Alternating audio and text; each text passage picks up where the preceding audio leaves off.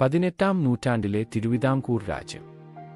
മാർത്താണ്ഡവർമ്മ മഹാരാജാവിന്റെ വിശ്വസ്തനായ ഉദ്യോഗസ്ഥനായിരുന്നു നീലകണ്ഠപിള്ള. കൊട്ടാരത്തിന്റെ രഹസ്യങ്ങളും രാജ്യത്തിന്റെ ഭരണകാര്യങ്ങളും നീലകണ്ഠന്റെ കൈകളിൽ സുരക്ഷിതമായിരുന്നു. എന്നാൽ വിധിയുടെ നിയോഗം മറ്റൊന്നായിരുന്നു. 1741-ൽ കുളച്ചൽ യുദ്ധത്തിൽ പരാജയപ്പെട്ട ഡച്ച് സൈന്യാധിപൻ ഡിലനോയിയെ നീലകണ്ഠൻ പരിചയപ്പെട്ടു. തടവുകാരനായിരുന്നിട്ടും ഡിലനോയിയുടെ മുഖത്ത് കണ്ട ആത്മീയ ശാന്തി നീലകണ്ഠനെ അത്ഭുതപ്പെടുത്തി.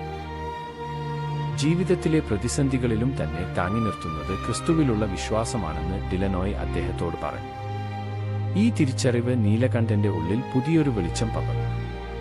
അദ്ദേഹം ക്രൈസ്തവ വിശ്വാസം സ്വീകരിച്ച് ദൈവസഹായം ലാസർ എന്ന പേര് സ്വീകരിച്ചു. എന്നാൽ ഒരു കൊട്ടാരം ഉദ്യോഗസ്ഥൻ വിദേശമതം സ്വീകരിച്ചത് അന്നത്തെ നാട്ടുപ്രമാണിമാരെ ചൊടിപ്പിച്ചു. രാജാവ് അദ്ദേഹത്തെ വിളിപ്പിച്ചു പറഞ്ഞു, നീലകണ്ഠ, നീ നിന്റെ വിശ്വാസം ഉപേക്ഷിക്കൂ. പഴയ സ്ഥാനമാനങ്ങൾ നിനക്ക് തിരികെ നൽകാം.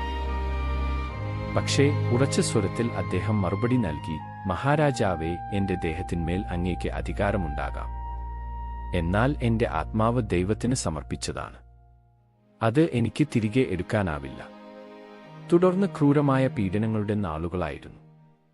അദ്ദേഹത്തിന്റെ ദേഹമാസകലം ചുവപ്പും വെള്ളയും കുത്തുകൾ വരച്ച് എരുമപ്പുറത്ത് തലകീഴായി ഇരുത്തി നാട്ടിലുടനീളം സഞ്ചരിപ്പിച്ചു. ദാഹിച്ചു വലഞ്ഞപ്പോൾ കാറ്റാടിമലയിലെ ഒരു പാറയിൽ അദ്ദേഹം മുട്ടുകുത്തി പ്രാർത്ഥിച്ചു. അത്ഭുതമെന്നു പറയട്ടെ, ആ കഠിനശിലയിൽ നിന്നും തെളിനീർ ഉറവ് പൊട്ടിയൊഴുകി. ഒടുവിൽ 1752 ജനുവരി 14-ന് ആറൽവായ്മൊഴിയിലെ കാട്ടിൽ വെച്ച് അദ്ദേഹത്തെ വെടിവെച്ചു കൊല്ലാൻ ഉത്തരവായി. മരണത്തിന് തൊട്ടുമുമ്പും അദ്ദേഹം പടയാളികളോട് ക്ഷമിച്ചു. ശരീരം വെറുമൊരു കൂടാരമാണ്, ആത്മാവ് സ്വതന്ത്രമായ ഒരു പക്ഷിയും എന്ന് അദ്ദേഹം മന്ത്രിച്ചു. ആ കാടിനെ നടുക്കി 3 വെടിയൊച്ചകൾ മുഴങ്ങി. ഭാരതത്തിലെ ആദ്യത്തെ സാധാരണക്കാരനായ രക്തസാക്ഷിയായി അദ്ദേഹം മാറി.